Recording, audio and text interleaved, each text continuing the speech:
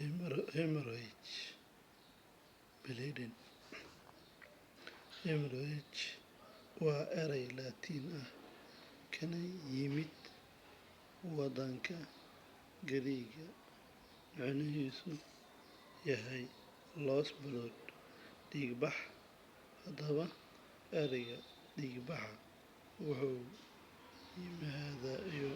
iman karaa marka ay go'aan ama ay dhaawacmaan saddex xidid ee kala ah artery, veins, capillary.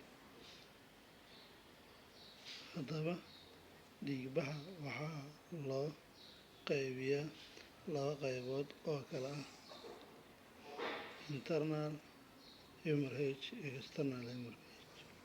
Haddaba, erayga dhiigbaxa waxa uu iman karaa marka ay go'aan ama ay dhaawacmaan saddex xidid ee aan horay u sheegnay.